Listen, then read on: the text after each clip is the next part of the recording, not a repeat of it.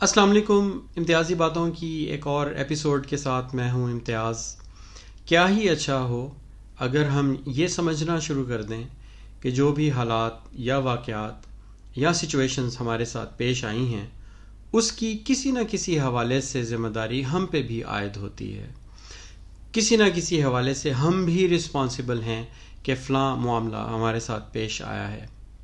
آسان ہوتا ہے بہت یہ کہہ دینا کہ میں ذمہ دار نہیں ہوں، میری رسپانسبلٹی نہیں ہے، یہ تعلقات کو ٹھیک رکھنے کی ذمہ داری فلاں شخص کی تھی، یا میرے مینجمنٹ کا قصور ہے، آفس انوائرمنٹ کا قصور ہے، اکیڈمی، اسکول، کسی اور پہ الزام دھر دینا کسی بھی سچویشن یا معاملے پہ، یہ ہماری عادت بن چکی ہوئی ہے. لیکن کتنا ہی اچھا ہو کہ ہم یہ دیکھیں کہ کتنا حصہ ہم نے بھی کنٹریبیوٹ کیا ہے، ہماری بھی کیا ذمہ داری ہے کہ یہ سچویشن ہوئی ہے. ٹریفک اگر جیم ہے تو ہو سکتا ہے کہ لین کی خلاف ورزی کی ہو. یہ بھی ہو سکتا ہے کہ اگر کوئی سڑک پہ چلتا ٹھوکر کھا گیا ہے شخص تو اس کی ذمہ داری ہم پہ بھی ہے. ٹھیک ہے کہ وہ ریپر کسی اور کو بھی، ادارے کو، کسی اور شخص کو اٹھانا چاہیے تھا، لیکن شاید ہماری بھی ذمہ داری ہے. کچھ سال پہلے میری ملاقات ایک شخص سے ہوئی جو اس اصول پہ پوری طرح سے کار فرما تھا، اور اس نے اپنی زندگی کا یہ پریکٹس کر کر کے یہ اصول بنا لیا تھا کہ جب بھی کوئی سچویشن ہوتی تھی تو اس میں وہ ذمہ داری کسی اور کی ٹھہرانے سے پہلے یہ والے پہلو پہ غور کرتا تھا کہ آخر وہ خود کس طرح سے رسپانسبل ہے فار وٹ ایور ہیپنڈ. جمعے کی نماز کے دوران ہم جانتے ہیں کہ بہت رش ہوتا ہے، اور بعض اوقات انتظامات مساجد میں اس طرح سے نہیں ہوتے کہ سب لوگ جو ہیں وہ اے سی کے اندر ہوں گرمیوں میں، یا وہ پورا انتظام نہیں ہوتا کہ ٹینٹ وغیرہ لگے ہوں.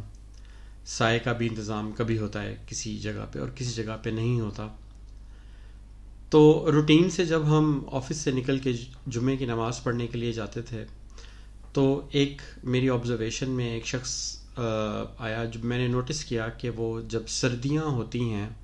تو ہر شخص کی یہ کوشش ہوتی ہے کہ وہ دھوپ میں کھڑا ہو، کیونکہ ماحول کے حساب سے سائے میں کھڑے ہونے سے ٹھنڈ لگتی ہے. اور جب گرمیاں ہوتی ہیں تو ہر شخص کی یہ کوشش ہوتی ہے کہ وہ پنکھے کے نیچے یا سائے میں کھڑا ہو. اس شخص کا رویہ بالکل اس طرح سے تھا، اس کی عادت کچھ اس طرح سے تھی کہ وہ گرمیوں میں جب نماز کھڑی ہوتی تھی، جماعت کا ٹائم ہوتا تھا، جب صف بندی کرتے تھے تو وہ گرمیوں میں دھوپ میں کھڑا ہوتا تھا اور سردیوں میں وہ سائے میں رہتا تھا. یہ اس کا پیٹرن جا جا کے میں نے آبزرو کیا، اور یہ ایک یونیک سا پیٹرن تھا کہ اثار اور قربانی کے ایسپیکٹس تو ذہن میں آتے ہی ہیں، لیکن جب اس سے میں نے پوچھا کہ یہ میں نے نوٹس کیا ہے تو اس کے بارے میں وہ یہ ایسا کیوں کرتا ہے، تو پہلے تو وہ تھوڑا ہیزیٹیٹ کیا، کیونکہ ظاہر ہے کہ وہ نہیں چاہتا تھا غالباً کہ یہ بات کسی کو پتہ لگے کہ اس کا یہ عمل ہے. لیکن پھر اس نے مجھے بتایا کہ وہ یہ چاہتا ہے کہ بظاہر کہ اگر میں اس کی زبان میں بات کروں تو کہ میں اتنا نیک آدمی تو نہیں ہوں، اور میری کوئی خاص ایسی چیریٹی آرگنائزیشن نہیں ہے، اور میں کوئی بہت زیادہ میں پابند بھی نہیں ہوں کہ نماز پڑھوں. لیکن جب جمعے کو ہم سب آتے ہیں تو مجھے یہ احساس ہوتا ہے کہ میں اور تو کچھ نہیں کر سکتا، لیکن کم از کم یہ میری ذمہ داری ہے، یہ میری رسپانسبلٹی ہے کہ میں کسی اور شخص کو سکون اور آرام پہنچاؤں. تو میں ینگ ہوں، میں برداشت بھی کر سکتا ہوں کہ دھوپ میں خود کھڑا ہو جاؤں، تو ہو سکتا ہے میری جگہ جو ایک شخص ہے اس کو سایہ مل جائے گرمیوں میں. اور گرمیوں میں یہ عادت ہے اور سردیوں میں یہ سچویشن ہے کہ اگر کسی شخص کو ظاہر ہے دھوپ میں لوگ کھڑا ہونا پسند کرتے ہیں ورنہ ٹھنڈ لگتی ہے، تو کوئی ایک شخص بھی اگر میری جگہ پہ دھوپ میں کھڑا ہو جاتا ہے تو مجھے اچھا لگتا ہے کہ میں نے کسی اور کے لیے کوئی موقع نکالا، کوئی یہ میری ذمہ داری کا میں اس کو اپنی ذمہ داری سمجھتا ہوں اور یہ میری رسپانسبلٹی کا حصہ ہے، اور میں اس کو پریکٹس کر رہا ہوں، بہت عرصے سے کر رہا ہوں. میں بہت امپریس ہوا اس شخص سے. ایک اور اس کی عادت مجھے بڑی اچھی لگی، وہ گزرتے ہوئے ایک پودا ہوتا ہے جس کے پتے کے بالکل آگے ایک وہ نوک ہوتی، کانٹا سا ہوتا ہے، اور اس کے وہ سارے پتے جو ہیں وہ اس میں اینڈ میں وہ چبھتے ہیں اگر آپ گزریں. تو وہ وضو والی جگہ سے جب وہ گزرتے تھے، وضو کرنے والی جگہ سے، تو وہ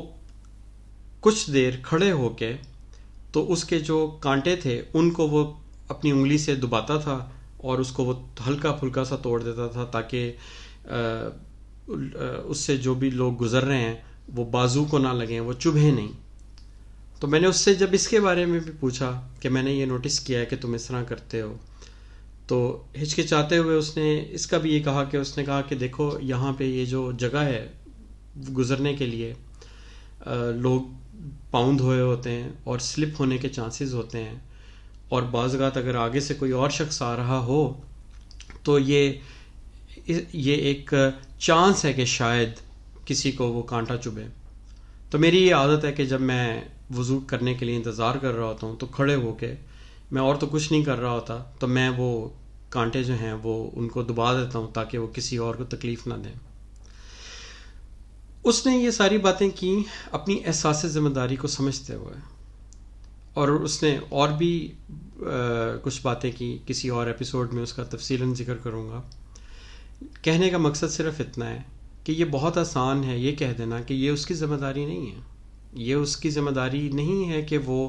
ہر شخص کو وہ پنکھا پرووائڈ کریں اس انوائرمنٹ میں. اس نے اپنی ذمہ داری کو اپنے طریقے سے سمجھا اور ایک ایکشن کیا. ایک دوست سے 2-3 دن پہلے بات ہو رہی تھی تو اس نے کہا کہ جب بھی اس نے اینیمل رائٹس کے اوپر کسی انوائرمنٹ میں گفتگو کی تو لوگوں کا رویہ بہت عجیب سا ہوتا ہے. بعض اوقات ایسا ہوتا ہے کہ لوگ کہتے ہیں کہ ہمیں کیوں پرواہ کرنی چاہیے، انسان بھوکے مر رہے ہیں اور یہاں تم جانوروں کی بات کر رہے ہو. بات یہ نہیں ہے، بات اس احساس کی اور اس فیلنگ کی ہے، اور اہمیت اس پہلو کی ہے کہ کسی نے اپنی ذمہ داری سمجھی، اور ہم اپنی ذمہ داریوں کا تعین اپنی سوچ اور اپنی مفادات کی حد تک نہ رکھیں. ہماری انوائرمنٹ میں جہاں جہاں جتنا بھی حصہ اچھا ہم ڈال سکتے ہیں وہ ہمیں ڈالنا چاہیے. انفرادی سطح کے اوپر اگر ہم رسپانسبلٹیز کو سمجھنا اور اون کرنا شروع کر دیں تو ظاہر ہے مجموعی سطح پر، قومی سطح پر بھی ہم ایک دن آئے گا کہ ایسا سوچنا شروع کر دیں گے،